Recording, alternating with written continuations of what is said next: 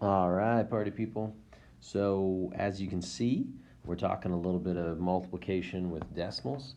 Um, I drew kind of a flow chart down here at the bottom. As with a lot of the things that we've been discussing lately, this topic is one where the why something works is actually a little more convoluted and takes a little more time than the how do I do it. The how for multiplying decimals actually pretty easy given all the practice we've had with multiplication. So I first wanted to just focus on that, like what's going on when we're doing this, so that as we use this tool, we'll see why our strategy is effective. And the why component is essential for understanding how to use it correctly and when to use it. Because not everything's as easy as just a math problem written on a piece of paper, right? So let's start with that. 20 times 1/10 would be the problem that I'm using. And what I did here is draw your attention back to something that we've gotten really good at and we understand really well, which is multiplying by fractions. And we spent a ton of time multiplying by fractions. And so knowing that 1/10 as a decimal is the same as 1/10 as a fraction, this essentially is the same thing as 20 times 1/10 as a fraction, which is a lot more easily identifiable and then easy to convert, because we know how to solve those, to 20 tenths, right?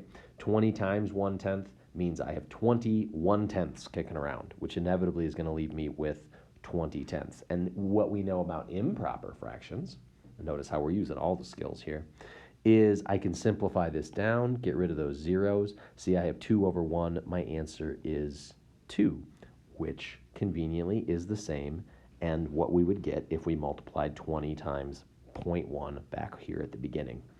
So it is a little cyclical, but I wanted to point out to you that we know all of these pieces, and we can use these strategies that we already know to prove that our answer is correct, that 1/10 of 20 is in fact 2.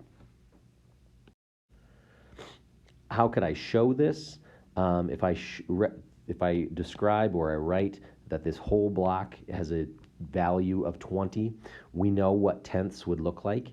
I sort of lined it up with the grid. I don't know if I'm going to draw all 10 of them, but we would say that this is one of these would be 1/10. It would also be 1/10, however you want to look at it. We've had that conversation. We know that one column is going to be a tenth.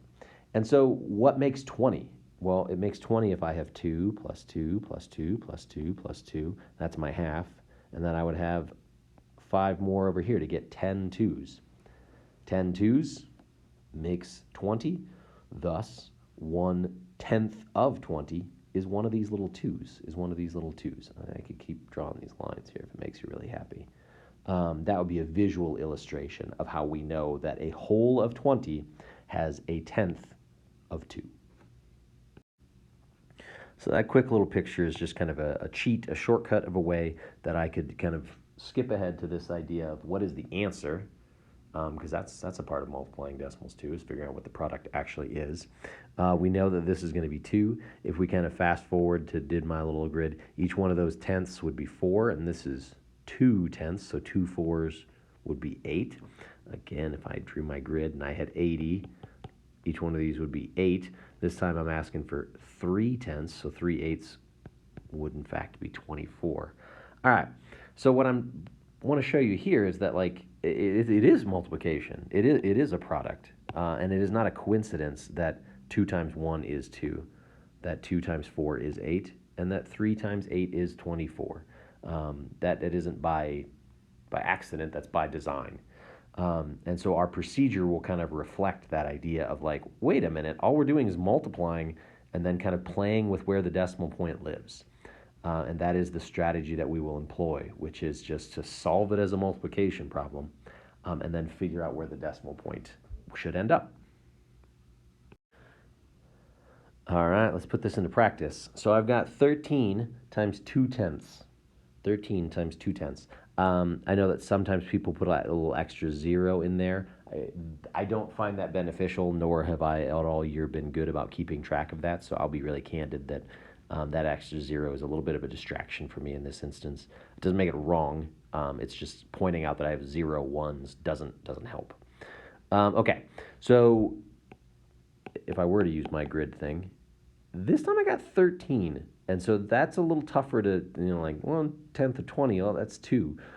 What number times 10 gets me 13? Well, each one of these things would be 1.3, excuse me, or 1 3/10 if we're being a little more honest. And it, again, essentially, you're taking that 13, and if I'm dividing by 10, I'm moving the decimal point over.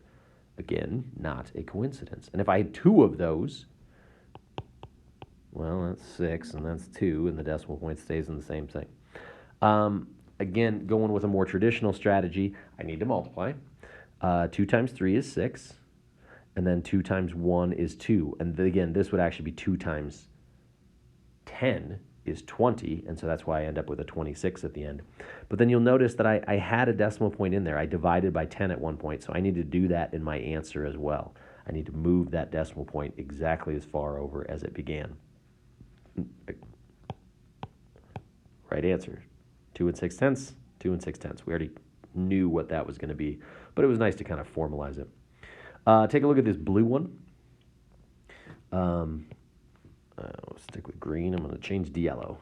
Again, weird grid thing. Now we start to see this strategy isn't working. 1/10 is going to be 2.7, but I don't know, 6 of those. What am I going to line them up and add them? I just need to start multiplying. So I am going to banish this strategy and instead focus on you just put a pause on this decimal point for a moment and just kind of cover it up and just focus on 27 times 6, all right? So 6 times 7 is 42. Remember, I'm going to keep the 2, and I'm going to carry the 4. 6 times 2 is 12, but I add the 4 in there, so 12 more would be 16. So I would get 162. So 27 times 6 is 162. That's my starting point. Now I get to remember, oh yeah, there's a decimal point in here. So I want to say, all right, I moved this over 1 to get 1 decimal point because it wasn't actually 6, it was 0.6. I'm going to move this over 1 to get 16.2. Those are your steps. Your steps are to say, ignore the decimal point and multiply. Take that answer and figure out how many decimal places do I need to move. And again, moving a decimal point is synonymous with dividing by 10.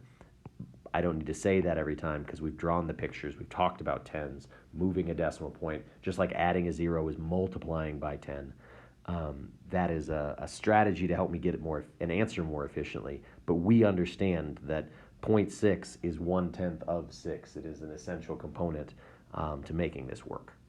All right. Let's take a look at the last slide and we'll tackle some on our own. All right, here are the 3 final problems. 24 times 4/10. 104 times 7/10. Notice that's a 3-digit problem with a 0 in there. And before I answer this one, I would draw your attention to something always important about multiplication, which is an estimation. So I would say if I'm looking at this second problem, I know that 104 is pretty close to 100. And I know that 0.7 is pretty close to 0.5, also known as a half. What's half of 100? Well, half of 100 is pretty easy. It's 50. If your answer isn't close to 50, you've moved the decimal place wrong, you did your computation in the wrong order, something went sideways. But that idea of estimating is still a huge part of your multiplication process, and something that I'm going to push myself to really ask and work on more, which is this idea of like, hey, what do I think this could be? All right, now let's solve it. Did that make sense? And the final and third problem is 18 times 3/10. You solve without the decimal point. You figure out how many decimal points you need. In this instance, it's always just 1. It happens to be in these 3 problems. And then you scoot that into your answer. Good luck.